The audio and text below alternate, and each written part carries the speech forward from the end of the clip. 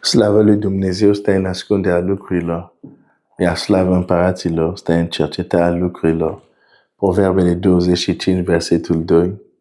Ieri am zis că nu voi vorbi mult, voi fi scurt. Și proteina a fost completă, 10 minute. Atunci, cred că era profetic, se refera atunci de la ziua de astăzi. Voi fi scurt, voi citi doar unde m-am oprit. Am vorbit deja de mai multe aspecte. 1 Împărat 13, versetul 10, despre prorocul care a fost trimis cu un cuvânt, cu un mesaj și cu ștampila puterii.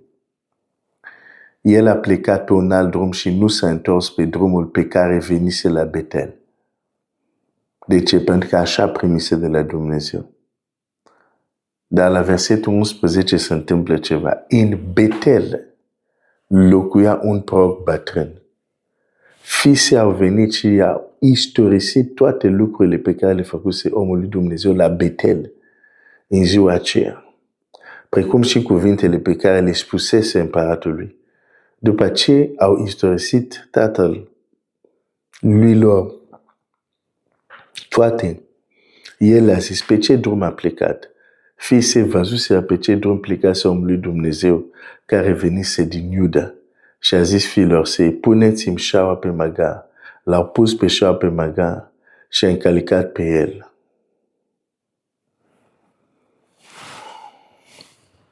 Te-ai fi gândit că iată că prorocul bătrân află ce un proroc mai tânăr a venit să facă în orașul lui, a venit cu mesajul lui Dumnezeu. Cum crezi că s-a simțit prorocul bătrân? El este prorocul bătrân. El este în acea locație. El e, hai să zic, autoritatea în acea locație.